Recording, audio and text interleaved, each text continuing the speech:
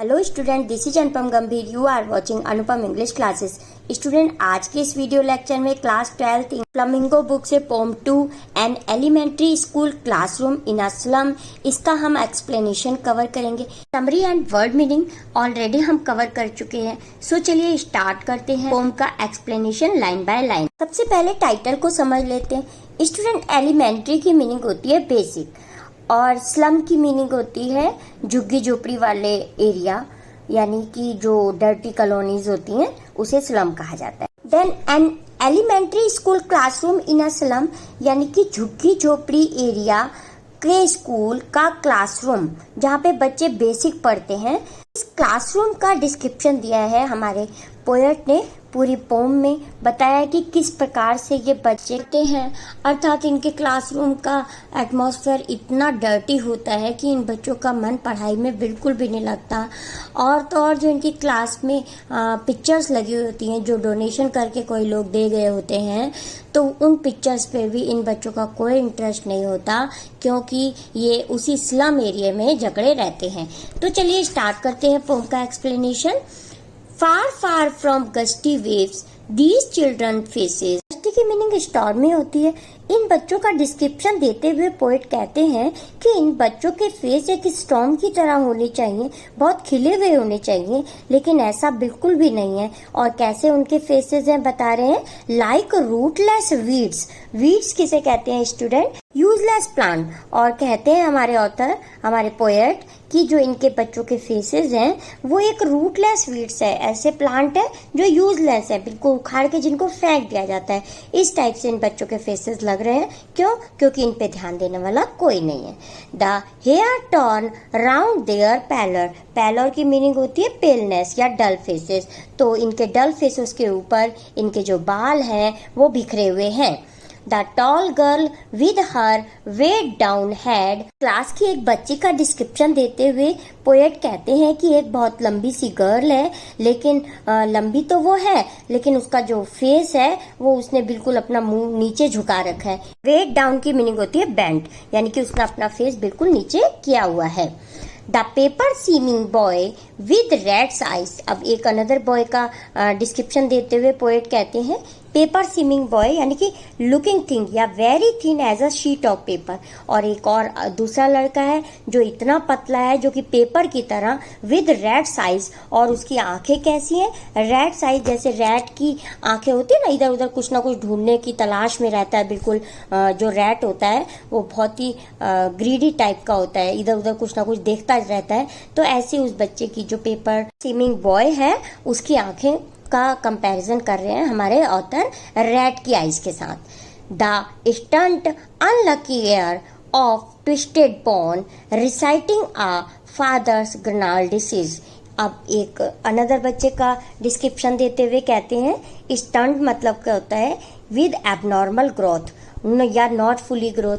अब एक दूसरे बच्चे के बारे में कहते हैं कि ये बच्चा है जिसमें पूरी तरह से उसकी ग्रोथ नहीं हुई है और ये अनलकी है। अनलकी है मतलब बिल्कुल अभाग्य बच्चा है कि इनको है आयर का मतलब था सक्सीसर, यानी इस बच्चे को विरासत में अपने फादर से क्या मिला है? नाल डिसीज। नाल डिसीज की मीनिंग होती है स्टूडेंट ट्विस्टेड या रफ, ट्विस्टेड मुड़ी हुई। तो मुड़ी हुई हड्डियों की बीमारियां, इतनी पतली हड्डियां हैं जो बच्चे की, तो उसको कहते हुए पोएट कहते हैं कि लग रहा है कि इसको अपने फादर से मुड़ी हुई ट्विस्टेड बोन की बीमारियां मिली हैं।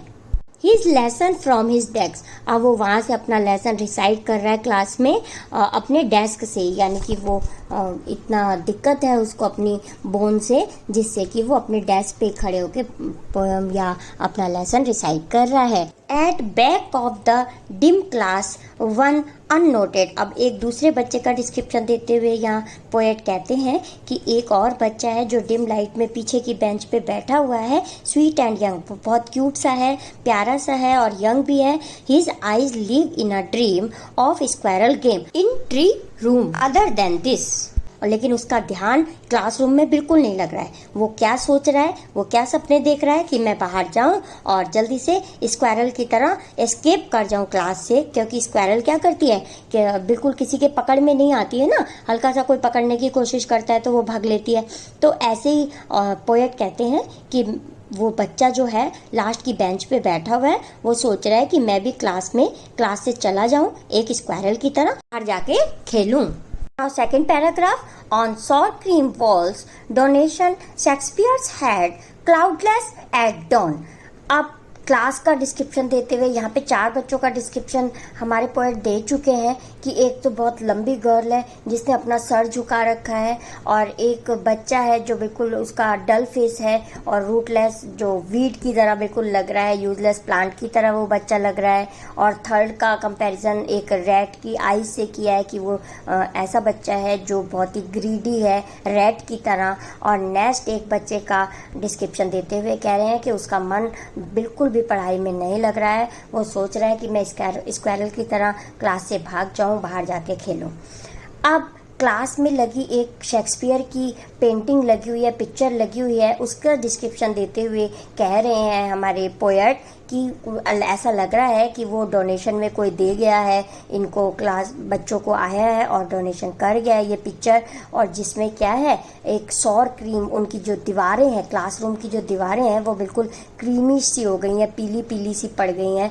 और जो शेक्सपियर का हेड है वो बिल्कुल क्लाउडलेस एट डॉन की तरह लग रहा है। डॉन की मीनिंग होती है स्टूडेंट मॉर्निंग, सनराइज का समय। तो बच्चे उस पिक्चर का मजाक बनाते हुए, शेक्सपियर की पिक्चर का मजाक बनाते हुए कह रहे हैं कि ये तो जो गंजा है इसका सिर तो ऐसा लग रहा है कि जैसे डॉन सन की तरह लगता है, उगते हुए सूरज की तरह बिल्कुल उनका सिर दिखाई दे रहा है। मतलब वो पिक्चर की, शेक्सपियर की मजाक बना रहे हैं, क्योंकि उनको तो पता नहीं है कि ये पिक्चर किसकी है। इतने महान पोएट है शेक्सपियर, लेकिन उन बच्चों का तो जो लाइफ है वो केवल अपने एरिया तक सीमित है, यानी कि उस स्लम एरिया जिसमें वो रहते हैं उसी तक उनकी जो लाइफ है वो सीमित है। वो किसी पिक्चर में इंटरेस्ट नहीं दिखाते। Baldflowery, terrorist valley, open-handed map, avoiding the world its world. तो नेक्स्ट पिक्चर, अब एक पिक्चर तो शेक्सपियर की टंगी हुई है, नेक्स्ट पिक्चर की और पोएट बताते हुए कहते हैं कि ये जो दूसरी पिक्चर है वो टेरोरिस्ट वैली की है। ये a beautiful ice free valley in Austria में एक बहुत ही सुंदर सी आइस फ्री वैली है जिसकी ये पिक्चर टंगी हुई है, यानी कि उस वैली में कभी भी बर्फ नहीं पड़ती। Open handed map, avoiding the world it's world. अब नेक्स्ट पिक्चर, तीसरी पिक्चर किसकी है? एक वर्ल्ड मैप की है। तो इन तीनों पिक्चर्स का बच्चों के लिए कोई महत्व नहीं है। For these children these windows not this map their world where all their futures painted with a fog. इन पिक्चर्स पे जो चाहे वो शेक्सपियर की पिक्चर है, चाहे टेरोरिस्ट वैली की पिक्चर है या वर्ल्ड मैप की पिक्चर है, इन किसी भी पिक्चर्स का इन बच्चों के लिए कोई मायने नहीं है। उनका फ्यूचर तो एक फॉग की तरह पेंटेड है, अर्थात उनका धुंधला फ्यूचर है जिनसे उनको कोई मतलब नहीं है। बाहर की दुनिया में वो बिल्कुल नहीं निकलते, ना देखते, उनको कुछ नहीं पता कि बाहर क्या हो रहा है। वो केवल अपने स्लम एरिया में ही जकड़े हुए हैं। और नेक्स्ट पैराग्राफ 2 ही लाइंस का है, लास्ट में आप देख सकते हैं, a narrow street sealed in with a lead sky far far from rivers, capes and stars of world. Poet कहते हैं कि जो इनका फ्यूचर है वो एक नैरो स्टेट, यानी कि पतली सी गली की तरह है जो कि आगे जाके सील्ड है, यानी कि बिल्कुल ब्लॉक है। इनका फ्यूचर बिल्कुल बंद हो चुका है, ब्लॉक हो चुका है। With a lead sky, lead sky की मीनिंग होती है स्टूडेंट डल लुकिंग स्काई। तो पोएट कहते हैं इनका फ्यूचर बिल्कुल एक डल, जैसा कि बिल्कुल डल हो चुका है, डल लुकिंग स्काई की तरह इनका फ्यूचर डार्क हो चुका है। डार्क फ्यूचर ऑफ किड्स भी कह सकते हैं। Far far from rivers, capes and star of worlds. Capes की मीनिंग होती है student a large piece of land that sticks out the sea from the coast. तो सी एरिया के पास चिपकी हुई ऐसी लैंड जो बहुत ही ब्यूटीफुल, बहुत ही ग्रीनिश होती है, सुंदर सुंदर रिवर्स, स्टार। तो इन सब बच्चों का फ्यूचर इन सब चीजों से बहुत फार फार, बहुत ज्यादा और ज्यादा दूर है। किनसे? अच्छी अच्छी सुंदर नदियों से, केप्स से या स्टार ऑफ वर्ल्ड से। Now next paragraph, surely Shakespeare is wicked. The map a bad example. इसीलिए वास्तव में जो ये शेक्सपियर का मजाक बना रहे हैं, तो इनके लिए शेक्सपियर क्या है, बिल्कुल विकेड है। विकेड मतलब बिल्कुल बैड या बुरे हैं, ईवल हैं। और map is a bad example, और मैप भी बहुत ही बुरा है, इनके बैड एग्जाम्पल है इनके लिए मैप भी। With ships and sun and love tempting them to steal. Poet कहना चाहते हैं कि तुमने इनके जो पिक्चर्स लगा रखी है इनके क्लासरूम में, शेक्सपियर की या टेररिस्ट वैली की जो पिक्चर लगी है, उसमें इतना सुंदर शिप है, सन है, लेकिन इन चीज़ों से इनको कोई मतलब नहीं है। ये कोई इन चीज़ों से प्यार नहीं करते, ये तो सिर्फ टेम्पटिंग हो रहे हैं। टेम्पटिंग की मीनिंग होती है परसुएड या पाने की इच्छा, तो इसको वो पाने की इच्छा करते हैं, यानी कि वो चोरी की भावना सीख रहे हैं। तो पोएट कहना चाहते हैं कि इन बच्चों को भी फ्यूचर ब्राइट करने के लिए इनको स्लम एरिया से निकाल के इनको सुंदर सुंदर वर्ल्ड दिखाना चाहिए, चीज़ों से इनको इंट्रोड्यूस कराना चाहिए। For lives that slightly turn in their cramped holes from fog to endless night. Slyly की मीनिंग होती है स्टूडेंट ट्रिकली, और क्रैम्ड की मीनिंग होती है नैरो। होल्स यहाँ पे उनके हर्ट्स या उनके घर के लिए कहा गया है।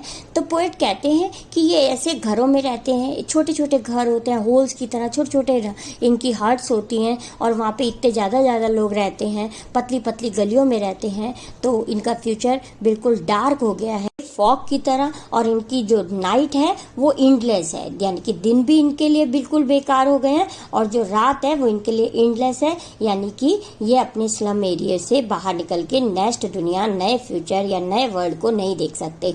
On their slag heap these children wear skin peeped through bye bones and spectacle of steel with bended glass like bottle beads on stones. Poet आगे कहते हैं कि इन बच्चों ने जो कपड़े पहने हुए हैं, और तो वो इतने पतले और इतने बेकार हैं कि उनकी स्किन उसमें से साफ झलक रही है।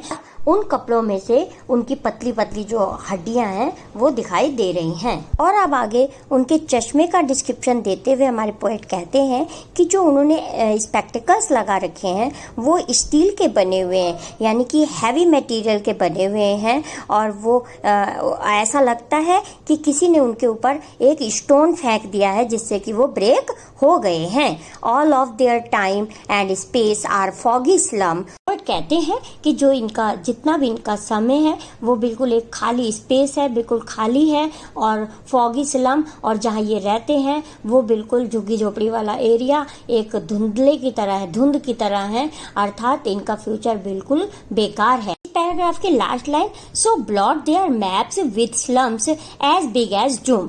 तो ब्लॉट की मीनिंग होती है student to mark with a spot, और डूम की मीनिंग होती है disaster.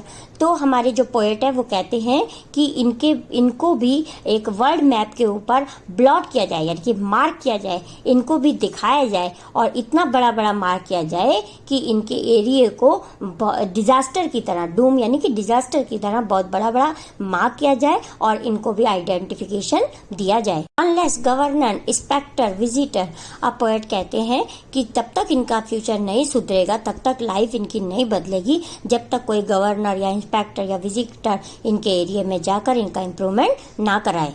Shut upon their life like catacombs. Catacombs की मीनिंग होती है स्टूडेंट केव्स, और हमारे पोएट कहते हैं कि इनकी जो मैप के थ्रू इनकी विंडो को ऐसा दिखाया जाए कि जिससे ये पूरा वर्ल्ड देख पाएं, और जो इनकी जो लाइफ है कैटाकॉम्स हो गई है, यानी एक केव्स की तरह बिल्कुल अंदर बंद हो गई है, उससे भी इनको निकल के इनको बाहर निकाला जाए तथा इनका इम्प्रूवमेंट किया जाए। Break O break open till they break the town. अब पोएट कहते हैं कि इनकी सारी विंडोज, जिससे केवल इनको स्लम एरिया ही दिखाई देता है, उन सारी विंडोज को तोड़ देना चाहिए और इनको उन विंडोज से बाहर निकालना चाहिए, अर्थात इनको सुंदर वर्ल्ड से इंट्रोड्यूस कराना चाहिए। And show the children to green field and make their world. और पोएट कहते हैं कि इन बच्चों को इनसे विंडो को तोड़कर बाहर निकाला जाए, ग्रीन फील्ड दिखाए जाए, और इनको इस वर्ल्ड से, सुंदर वर्ल्ड से इंट्रोड्यूस कराया जाए। Run as your own gold sand and let their tongues run naked into books, the white and green leaves open। तो यहाँ पे पोएट कह रहे हैं कि इन बच्चों को गोल्ड सैंड दिखाए अर्थात बच्चों को इस ग्रीन वर्ड से इंट्रोड्यूस कराया जाए और इनको बुक्स दी जाए और जो कैसी हो वाइट और ग्रीन लीव्स यानी कि वाइट कलर की बुक्स दी जाए, जिससे ये ग्रीन लीव्स यानी कि इस हरे भरे संसार के बारे में नॉलेज गेन कर सकें। टंग रन नेक्ड इनटू बुक्स, और इनकी जो जबान है वो इन बुकों को पढ़े और नॉलेज गेन करे। History their whose language is the sun. Last line में पोएट कहते हैं कि जो इनकी हिस्ट्री है, इनका जो वर्ल्ड है वो बिल्कुल एक सन की तरह ब्राइट करे और इनका जो वर्ल्ड है, इनका फ्यूचर है वो ग्रीन हो जाए, अर्थात ये हरे भरे वर्ल्ड के साथ इंट्रोड्यूस हो जाए। तो चलिए स्टार्ट करते हैं पोम की समरी। यह पोम एक झुग्गी झोपड़ी में रहने वाले बच्चों के क्लासरूम का डीप डिस्क्रिप्शन देती है। पोएट हमें बताते हैं कि इन बच्चों के बिखरे हुए बाल तथा गंदे कपड़ों को देखकर ऐसा लगता है कि इन बच्चों की किसी को भी जरूरत नहीं है तथा इन पर ध्यान भी देने वाला कोई भी नहीं है। इन बच्चों के फेसेस बहुत सैड हैं। इन बच्चों के चेहरे गरीबी की वजह से झुके हुए हैं तथा क्लासरूम के कुछ बच्चों को तो अपने पेरेंट्स से हेरिडेटरी यानी कि विरासत में भर भर कर गरीबी तथा सुकड़ी हुई बोन्स की बीमारियां मिली हैं। क्लास में प्रॉपर लाइट भी नहीं है और लास्ट बेंच पर बैठा हुआ एक बच्चा जो कि फिजिकल रूप से तो क्लास में है लेकिन मेंटल रूप से तो वह सोच रहा है कि मैं बाहर जाऊं और स्क्वारल के साथ खेलूं। यह बच्चा दूसरे बच्चों से बिल्कुल अलग है क्योंकि सभी बच्चे तो बहुत वीक हैं, लेकिन यह बच्चे की आंखें बहुत ब्राइट हैं तथा उसको बाहर जाकर खेलना है। क्लासरूम की दीवारें भी बहुत गंदी हैं और इन दीवारों पर कुछ पिक्चर्स लगी हैं जो कि इन्हें कोई डोनेट करके दान में देकर इन बच्चों को गया है। उनमें से एक पिक्चर तो शेक्सपियर की है जिसमें वे बाल्ड है, तो बच्चे उनका मजाक उड़ाते हुए कहते हैं कि इनके सिर पर तो सूरज उग रहा है, अर्थात उनके गंजेपन का मजाक उड़ाते हुए कहते हैं बच्चे ऐसा। नेक्स्ट पिक्चर स्टूडेंट एक वैली की है जो कि ऑस्ट्रिया में है। इसमें नेचर की सुंदरता को दिखाया गया है। थर्ड पिक्चर वर्ल्ड मैप की है, लेकिन इस मैप की अहमियत इन बच्चों के लिए है क्योंकि वे तो केवल स्लम एरिया तक ही सीमित हैं। ये बच्चे स्लम एरिया में जकड़े हुए हैं और उनका फ्यूचर बिल्कुल ही डिम हो गया है। इनका फ्यूचर डार्क होने की वजह से इनकी लाइफ भी दुख से भर गई है। वे बच्चे ज्ञान से बहुत दूर हैं, तो क्लास में जो भी पिक्चर्स लगी हैं वो सब पिक्चर्स इनके लिए मीनिंगलेस है क्योंकि वे तो केवल स्लम एरिया में ही जकड़े हुए हैं। ये बच्चे सबको हेट करते हैं। इनके लिए शेक्सपियर भी गंदे हैं, वैली भी बेकार है और वर्ल्ड मैप भी बैड है क्योंकि इन्हें लगता है कि कोई तो इन्हें प्यार करता नहीं है, इसलिए ये सबको नफरत से देखते हैं। इनके दिल में बहुत ही डिजायर है कि हमें भी कोई प्यार करे, लेकिन ऐसा नहीं होता और केवल क्लासरूम में पिक्चर्स लगा देते हैं जिसकी वजह से इनके दिल में सबके लिए नफरत हो जाती है क्योंकि वे पिक्चर्स के बारे में कुछ भी नहीं जानते और वस्तुतः इस नफरत के चलते उनके मन में चोरी की आदत और ज्यादा पनप जाती है। ये बच्चे गरीबी की वजह से इतने पतले हैं कि इनके कपड़े देखकर लगता है कि वे केवल हड्डी का ढांचा ही है। इनको प्रॉपर न्यूट्रिशन ना मिलने से वे बहुत वीक हो गए हैं। कुछ बच्चे तो क्लासरूम में ग्लासेस भी पहनते हैं जिनका मटेरियल इतना हैवी है जिसकी वजह से वे अनकंफर्टेबल फील करते हैं। अब गवर्नमेंट स्लम को तो बढ़ाती जा रही है क्योंकि उनको वोट चाहिए, जिसकी वजह से वर्ल्ड की ब्यूटी को तो वो स्लम में एरिया वाले रहने वाले बच्चे देख ही नहीं पाते। वे तो केवल स्लम एरिया में ही जकड़े रह जाते हैं।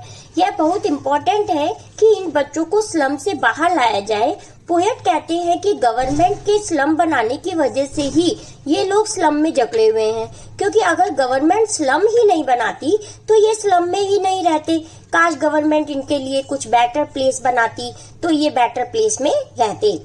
इनको मजबूरी में ही उस स्लम में रहना पड़ता है क्योंकि इनका एजुकेशन सिस्टम इतना बेकार है कि वे बाहर निकलकर तो कुछ देख ही नहीं सकते, कुछ कर ही नहीं सकते और उस स्लम की वजह से ही वे अपने ड्रीम्स को नहीं सजा पा रहे और केवल वहीं होकर रह गए हैं यानी स्लम में।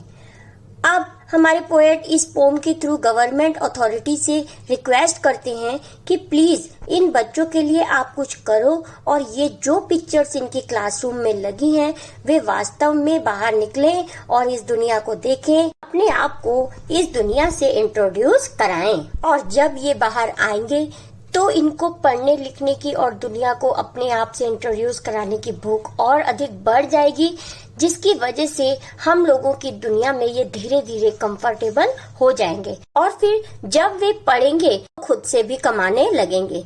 अब ये पोएम स्टूडेंट एंड होती है एक पावरफुल लाइन के साथ कि जो लोग अपना इतिहास खुद बनाते हैं वो सन की तरह शाइन करते हैं, यानी पूरी दुनिया में अपना नाम कमाते हैं।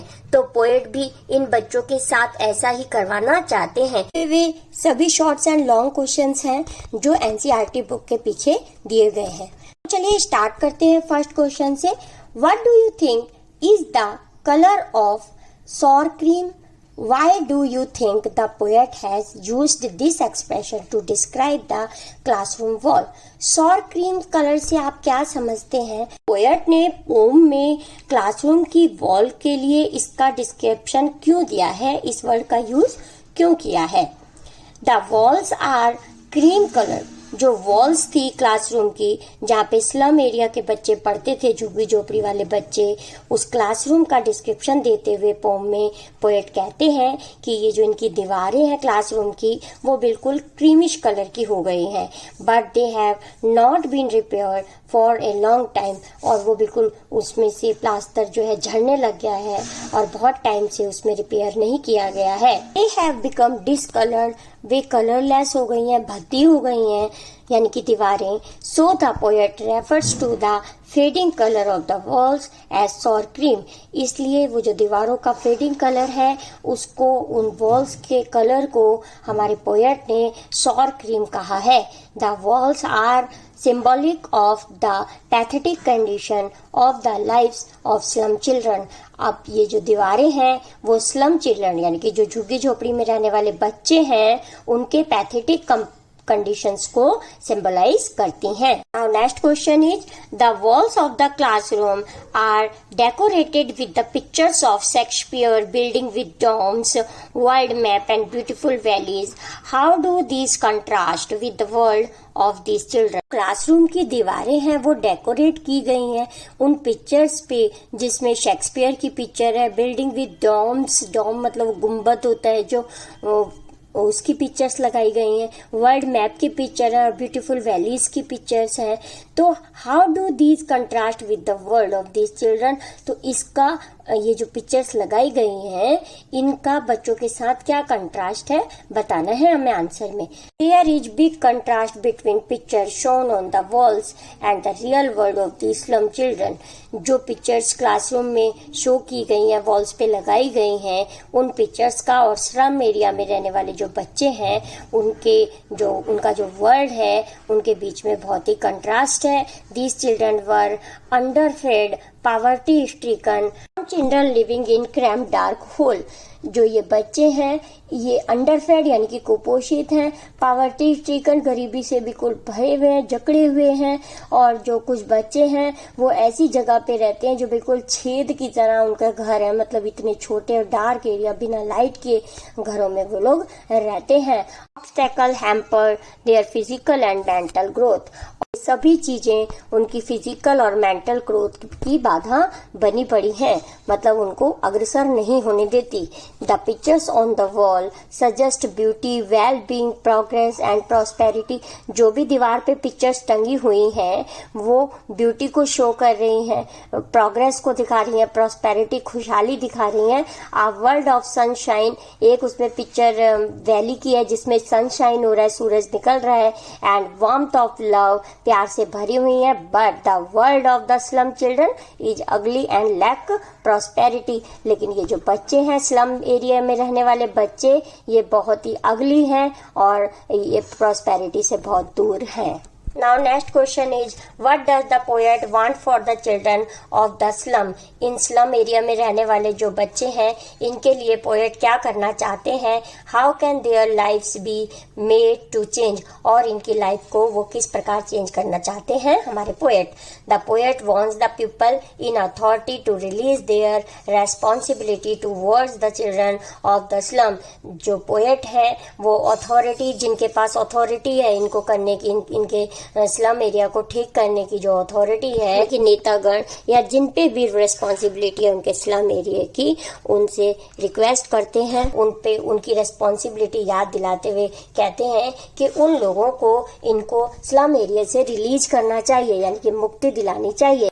All sort of social injustice and class inequality be ended by eliminating the obstacle that confine the slum children to their ugly and filthy surrounding। ये जो भी बच्चे हैं स्लम एरिया में रहने वाले अगली हैं और इनके आसपास जो भी सराउंडिंग है, इनके आसपास की सराउंडिंग को ये और जो भी इनको आगे बढ़ने से या स्लम एरिया से निकलने में जितनी भी चीज़ें बाधा करती हैं, तो इनको न्याय दिलाना चाहिए और इनको सबसे मुक्ति दिलानी चाहिए। इनको एंड कर देना चाहिए, मतलब इनकी जो परेशानियां हैं उसको खत्म कर देना चाहिए। Let them study and learn to express themselves freely. ये पोएट कहते हैं कि उनको शिक्षित बनाने में मदद करनी चाहिए और उनको ऐसा फ्री कर देना चाहिए जिससे कि वो अपने आप को समझ सकें और वर्ल्ड से परिचित हो सकें। They should be removed from their surrounding and taken to green field. उनकी सराउंडिंग से उन्हें बाहर निकालना चाहिए और ग्रीन फील्ड दिखाने चाहिए, यानी कि इस संसार से उन्हें अवगत कराना चाहिए। And sea beaches under the open sky, और खुले आसमान के नीचे ये भी खुश रह सकें और अपना जीवन गुजर बसर कर सकें।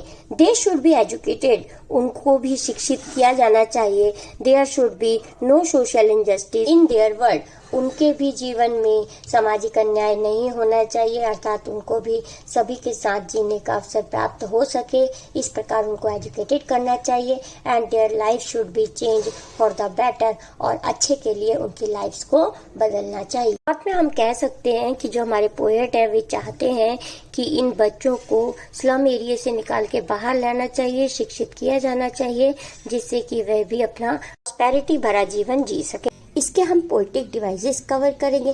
सो चलिए स्टार्ट करते हैं फर्स्ट पोएटिक डिवाइस सिमली से। स्टूडेंट, सिमली पोएटिक डिवाइस या फिगर ऑफ स्पीच वो होती है जिसमें दो थिंग्स का कंपैरिजन किया जाता है और उसमें लाइक या एज वर्ड का यूज किया जाता है। मतलब कंपैरिजन होता है और कंपैरेटिव वर्ड लाइक या एज लाइन में होना चाहिए, इसका यूज किया जाता है। जैसा कि हम देख सकते हैं पोम में लाइन नंबर 2 में, like rootlet weeds the hair torn. इसमें स्टूडेंट बच्चों का कंपैरिजन रूटलेस वीड्स से किया गया। वीड्स किसे कहते हैं? यूजलेस प्लांट, जिसका कोई यूज नहीं होता, घास वगैरह, इसको निकाल के फेंक दिया जाता है, तो उसका कंपैरिजन बच्चों से किया गया, इसीलिए यहाँ सिमली पोएटिक डिवाइस है और लाइक वर्ड का भी यूज है। नेक्स्ट हम देख सकते हैं थर्ड पैराग्राफ में 4th लाइन में, these children wear skin peeps through by bones and spectacle of steel with mended glass like bottle bits on stone। तो यहाँ पे भी स्टूडेंट कंपैरिजन है और कंपैरेटिव वर्ड लाइक का भी यूज किया गया है। अगेन हम देख सकते हैं इसी पैराग्राफ की लास्ट लाइन में, they are maps with slums as big as dome. Dome किसे कहते हैं? उषा काल का समय, जब सुबह सनराइज होता है ना, तो उस समय कहा जाता है डोम। तो यहाँ पे स्लम किसे कहते हैं? झुग्गी झोपड़ी वाला एरिया। कंपैरिजन है और एज वर्ड का यूज है, तो इसीलिए यहाँ भी पोएटिक डिवाइस सिमली है। नेक्स्ट लास्ट पैराग्राफ में 3rd लाइन में हम देख सकते हैं, their lives like catacombs. Catacombs किसे कहते हैं स्टूडेंट? जब डेड बॉडीज को एक साथ लाइन में बरी किया जाता है तो वहाँ वर्ड कैटाकॉम्स का यूज किया जाता है। इस लाइन में कंपैरिजन है कैटाकॉम्स से और लाइक वर्ड का भी यूज है, इसीलिए यहाँ पोएटिक डिवाइस सिमली है। नेक्स्ट पोएटिक डिवाइस मेटाफर है, जिसमें कंपैरिजन तो होता है लेकिन कंपैरेटिव वर्ड लाइक या एज का यूज नहीं होता। स्टूडेंट, पोम में काफ़ी जगह मेटाफर पोएटिक डिवाइस का यूज है, जैसा कि हम देख सकते हैं पैराग्राफ 1 में लाइन नंबर 1 में, गस्टी वेव्स। तो कंपैरिजन है लेकिन कंपैरेटिव वर्ड का यूज नहीं है। The paper seem boy with rat's eyes, या पेपर सीम यानी कि इतना पतला जितना कि पेपर होता है, बच्चे का कंपैरिजन किया गया है रैट्स की आइज से। रैट, चूहे की आइज कैसी होती हैं? सर्च में रहती हैं कि इधर ये ढूंढना है वो ढूंढना है, ग्रीडी होती हैं, तो इसी रैट्स की आइज का कंपैरिजन बच्चों के लिए किया गया है, लेकिन कंपैरेटिव वर्ड लाइक या एज का यूज नहीं है, इसलिए यहाँ भी पोएटिक डिवाइस मेटाफर है। नेक्स्ट हम देख सकते हैं सेकंड पैराग्राफ में लाइन नंबर 1, सोर creams wall next all their futures painted with a fog, paragraph second की 6th लाइन में। नेक्स्ट हम देख सकते हैं पैराग्राफ सेकंड की 7th लाइन में sealed in with lead sky. Next paragraph third में 4th लाइन में from fog to endless sky, यहाँ भी पोएटिक डिवाइस मेटाफर का यूज है, कंपैरिजन है, कंपैरेटिव वर्ड का यूज नहीं किया गया है। नेक्स्ट हम देख सकते हैं स्टूडेंट पैराग्राफ थर्ड में line number 7, their time and space are foggy star, यहाँ भी बच्चों का कंपैरिजन फॉग से फॉगी स्टार से किया गया है, यानी कि जो धुंधलापन से किया गया है कि बच्चों का फ्यूचर क्या है, बिल्कुल धुंधला हो गया है। तो यहाँ भी पोएटिक डिवाइस मेटाफर है, कंपैरेटिव वर्ड नहीं दिया है। नेक्स्ट हम देख सकते हैं 4th पैराग्राफ की लास्ट लाइन में हुज लैंग्वेज इज अ सन, तो यहाँ भी पोएटिक डिवाइस मेटाफर का यूज है। थर्ड पोएटिक डिवाइस रिपीटिशन है, जब पोम में एक ही लाइन में एक ही वर्ड 2 या 2 से अधिक बार आता है, रिपीट किया जाता है या कोई फ्रेज यूज किया जाता है बार बार, वहाँ रिपीटिशन पोएटिक डिवाइस होती है। जैसा कि हम देख सकते हैं पैराग्राफ फर्स्ट की फर्स्ट लाइन में फार फार फ्रॉम, तो यहाँ फार फार का यूज 2 बार करने की वजह से यहाँ रिपीटिशन पोएटिक डिवाइस है। नेक्स्ट 4th पैराग्राफ की 4th लाइन में ब्रेक और ब्रेक, यहाँ ब्रेक और ब्रेक वर्ड का 2 बार यूज किया गया है, इसलिए यहाँ पोएटिक डिवाइस रिपीटिशन का यूज है। पोएटिक डिवाइस एलिट्रेशन है। स्टूडेंट एलिट्रेशन पोएटिक डिवाइस वो पोएटिक डिवाइस होती है जिसमें वॉवेल्स को छोड़कर, वॉवेल क्या होते हैं, ए ई आई ओ यू, इसको छोड़कर जितने भी लेटर बचते हैं जो वो कंसोनेंट होते हैं। तो जब एक ही लाइन में एडजेसेंट वर्ड का बिगनिंग लेटर कोई कंसोनेंट हो और वो बार बार यूज किया गया है लाइन में, तो वहाँ पोएटिक डिवाइस एलिट्रेशन का यूज होता है। फॉर द एग्जाम्पल हम देख सकते हैं फर्स्ट लाइन में ही पैराग्राफ फर्स्ट की फर्स्ट लाइन में फार फार फ्रॉम, यहाँ एफ एफ एफ 2 से अधिक बार 3 बार आया है, तो इसलिए यहाँ पोएटिक डिवाइस कौन सी होगी, एलिट्रेशन। सेकंड पैराग्राफ के लास्ट सेकंड लाइन में पोएटिक डिवाइस एलिट्रेशन का यूज है। A narrow street sealed in with the lead sky, यहाँ स्ट्रीट और सील्ड में एस एस कॉन्सोनेंट का यूज किया गया है एडजेसेंट वर्ड में, इसलिए यहाँ पोएटिक डिवाइस एलिट्रेशन है। नेक्स्ट हम देख सकते हैं श्योरली शेक्सपियर इज विकेट, तो यहाँ भी एस एस का यूज होने की वजह से एलिट्रेशन पोएटिक डिवाइस है। नेक्स्ट पैराग्राफ थर्ड की 5th लाइन में स्पेक्टिकल ऑफ स्टील है, तो यहाँ एस एस साउंड का यूज होने से पोएटिक डिवाइस एलिट्रेशन है। नेक्स्ट हम देख सकते हैं पैराग्राफ थर्ड की 6th लाइन में बॉटल बीट्स ऑन स्टोन, तो बी और बी का यूज होने से एलिट्रेशन है। नेक्स्ट पैराग्राफ 4th की 3rd लाइन में there leaves like catacombs, line में एल एल कॉन्सोनेंट यूज होने से पोएटिक डिवाइस एलिट्रेशन का यूज है। लास्ट पोएटिक डिवाइस पर्सोनिफिकेशन है। ये मानवीयकरण अलंकार होता है जिसमें नॉन लिविंग थिंग्स या एनिमल को ह्यूमन मान लिया जाता है और वहाँ पर्सोनिफिकेशन पोएटिक डिवाइस होती है। For the example civilized dome riding all cities, इस लाइन में डॉम उषा काल का समय जब सनराइज होता है, तो और यहाँ उसके साथ यूज किया गया है राइडिंग, यानी कि जो राइडिंग कौन करते हैं, वो ह्यूमन करते हैं, तो उसको ह्यूमन की कैटेगरी में रखा गया है, इसीलिए यहाँ पोएटिक डिवाइस पर्सोनिफिकेशन। चलिए स्टार्ट करते हैं फर्स्ट वर्ड से। फर्स्ट वर्ड इज गस्टी, यानी कि स्टॉर्मी। वीड्स यूजलेस प्लांट, जिसके कोई यूज नहीं होता, अपने आप उग जाते हैं, ऐसे प्लांट को वीड्स कहते हैं, जैसे घास उग जाती है गेहूं वगैरह में। पैलोर पेलनेस या dull faces. Weighed down bent, नीचे झुका हुआ। पेपर सीमिंग लुकिंग थिन या very thin as a sheet of paper, इतना पतला कि जितना पेपर होता है।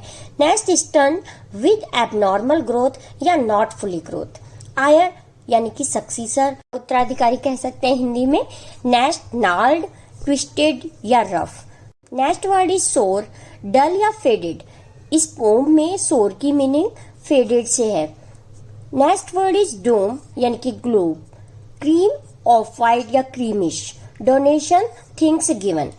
डॉन अर्ली मॉर्निंग या सनराइज का समय। Next word is Tyrolese valley, a beautiful ice-free valley in Austria. Sealed, shut or locked. Lead, dull-looking sky या dark future of kids. Caves, a large piece of land that stick out the sea from the coast, यानी कि land का ऐसा हिस्सा जो सी के साथ बिल्कुल टच किया गया हो, टच हो।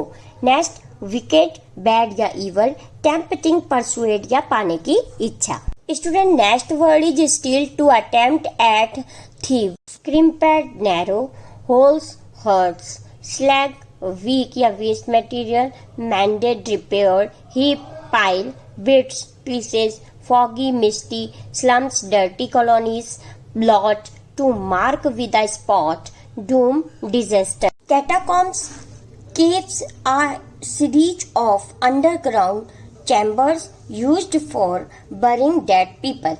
जहाँ मरे हुए लोगों को लाइन के साथ बरी किया जाता है, दफनाया जाता है, उसे कैटाकॉम्स कहते हैं। Next, azure, bright blue like sky, ऐसा ब्लू जैसा कि स्काई होता है।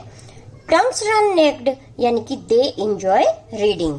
स्टूडेंट, या दे उन बच्चों के लिए आया है जो बच्चे स्लम एरिया के स्कूल में क्लासरूम में बैठ के पढ़ रहे हैं, जिसका कि जिग्रीस फॉर्म में किया गया है। स्टूडेंट, इसी के साथ हमारा ये वीडियो लेक्चर कंप्लीट होता है। Thank you so much for watching. मिलते हैं नेक्स्ट वीडियो लेक्चर में, तब तक के लिए बाय।